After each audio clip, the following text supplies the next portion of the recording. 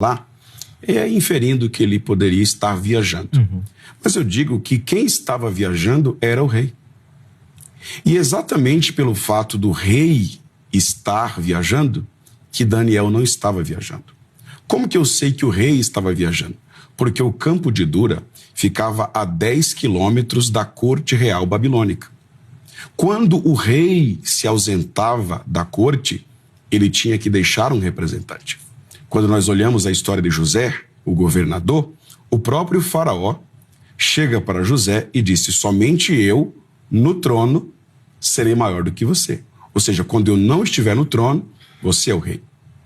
Então o governador era uma espécie de vice-rei. O governador do Egito era o vice-rei do Egito, ou seja, ele era a segunda pessoa do Egito. De igual modo, Daniel, ele era o governador da Babilônia, enquanto que Nabucodonosor era o rei da Babilônia.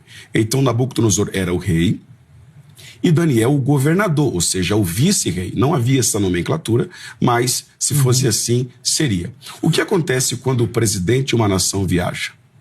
O vice-presidente assume. Ele não pode se ausentar. Tem que ficar alguém representando a corte na corte. Então eu entendo que o rei estava viajando, porque 10 quilômetros naquela época não é como 10 quilômetros hoje. 10 quilômetros hoje não é uma viagem, mas naquele tempo 10 quilômetros era uma viagem. Então o campo de Dura, ele ficava na província da Babilônia, de fato, mas a 10 quilômetros da corte real. Basta estudar a geografia da Babilônia que você vai descobrir isso. Então eu entendo que, pelo fato do rei ter se ausentado da corte, ele precisou que Daniel ficasse na corte, porque a corte não poderia ficar sem um representante do rei. E onde é que está isso na Bíblia? Daniel, capítulo 2, versículo 49, diz assim: e pediu Daniel ao rei, e o rei constituiu Sadraque, Mesaque e Abednego sobre os negócios da província da Babilônia.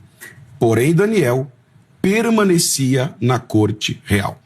A última sentença do capítulo 2 é essa: Daniel permanecia na corte real. A última informação que nós temos de Daniel no capítulo 3 é que ele estava na corte real. É claro que há um espaço enorme de tempo entre o capítulo 2 e o capítulo 3. Porém, nós vemos aqui um indício de que o rei estava no campo de Dura, a 10 quilômetros da Babilônia, da corte babilônica, e Daniel, como governador da Babilônia, vice-rei, estava na corte real.